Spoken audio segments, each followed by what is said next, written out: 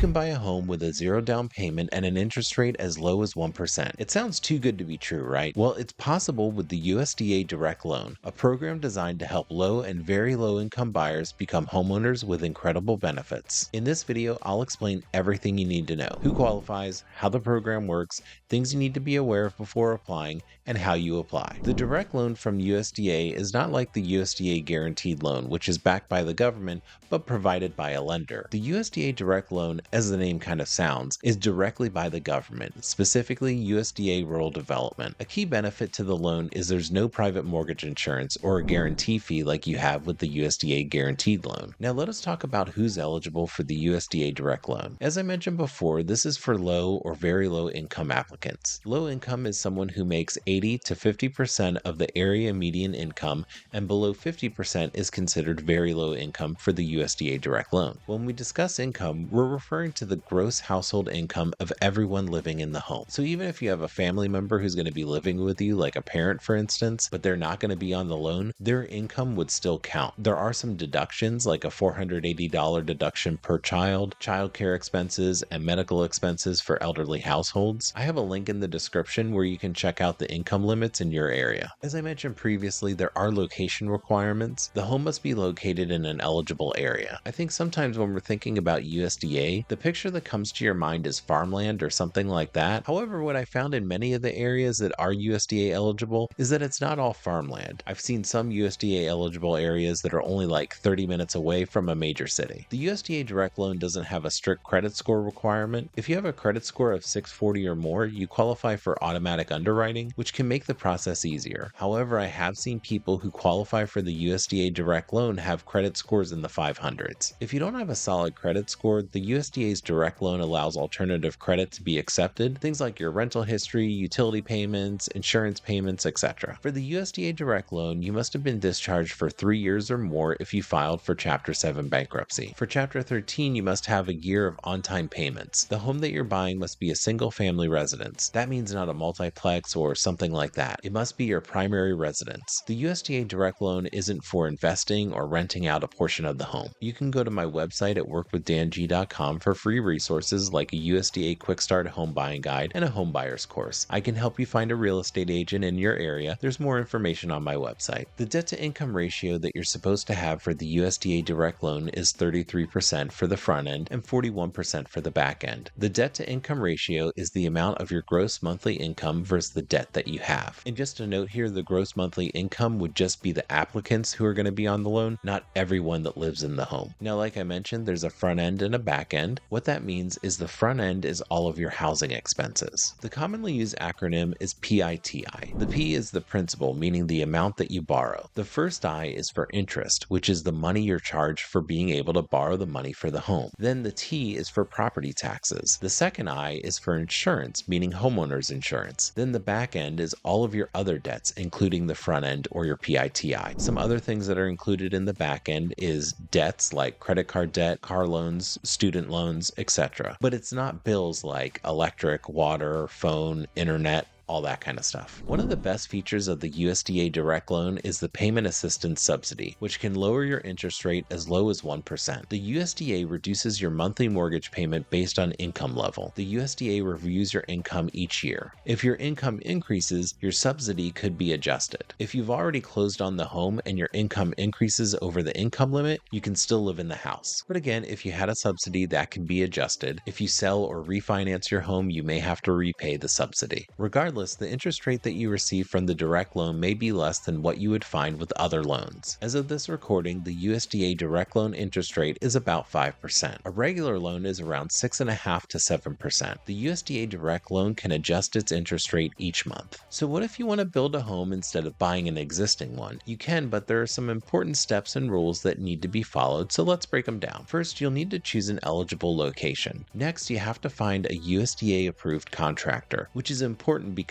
not just any builder will qualify. The contractor must meet licensing, insurance, and experience requirements, and the USDA will need to approve them before the construction begins. You can ask your USDA representative who's working on your loan if they know of any contractors. Sometimes you can ask a local nonprofit housing assistance program for help finding a contractor that works with USDA loans. But just a note here, if you try to call a builder and ask them if they're USDA approved, they won't know what that means. So what you'll need to do is they'll have to provide information to the actual USDA. From there, the USDA will be able to determine if they're qualified or not. Once you have a contractor, the USDA will review the construction plans and cost estimates to ensure that everything is reasonable and within the budget. Unlike some construction loans, you're not getting the money up front. Instead, the USDA holds the funds in escrow and releases payments in installments as construction progresses. After the construction is fully completed, the home goes through a final inspection. Once it passes, your loan transitions into a permanent mortgage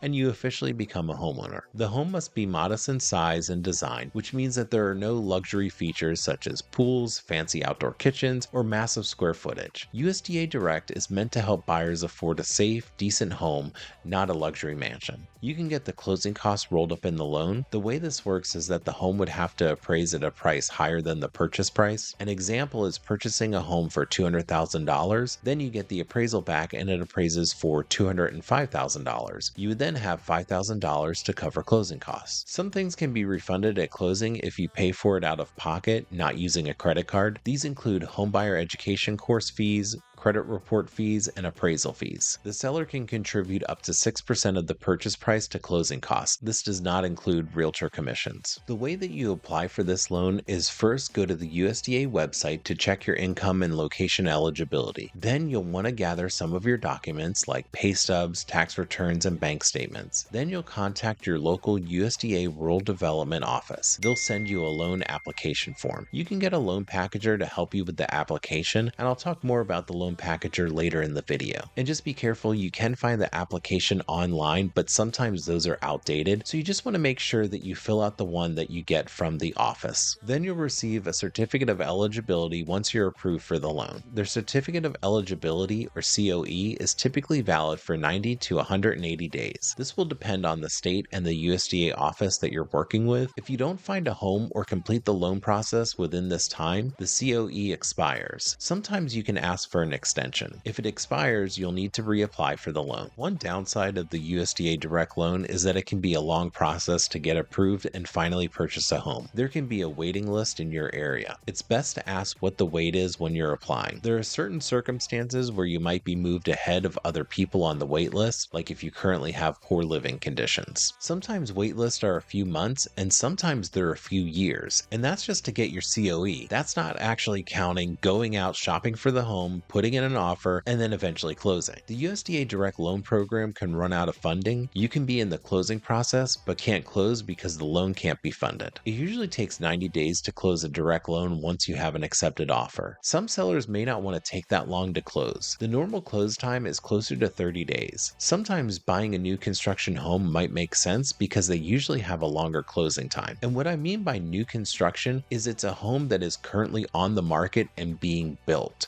Now let's discuss loan packagers. A loan packager is a third-party organization or individual that helps borrowers complete and submit their USDA Direct Loan applications. Their goal is to ensure that the application is accurate and complete, making it easier for the USDA to process. What exactly does a loan packager do? They guide the borrower through the application process. They'll gather all the necessary documents like all your pay stubs and tax returns. Then they prepare the loan file to meet the USDA submission requirements. They ensure that the borrower meets the eligibility guidelines before sending them to the USDA. They communicate with the USDA on behalf of the borrower. A loan packager isn't required. Borrowers can directly apply through the USDA without using a packager. However, loan packagers can also help streamline the process. I know some people who filled out the paperwork with no problems. However, some people prefer to have guidance. A loan packager can make the process smoother. Without a packager, if you forget some documentation or fill out something wrong, the process can be delayed. USDA Rural Development can be very backlogged, so they can see the error, then tell you about it, then you fix it, and then you're back in the queue until they can look at your file again. USDA loan packagers can charge fees that can be rolled into the loan. The typical fee for packagers is approximately $1,500 to $2,000. This can vary according to your state and situation. The fee is paid only if the loan closes. Something to be mindful of is that some for-profit companies offer a similar service as a loan packager, but they'll charge the fee up front, whether the loan closes or not.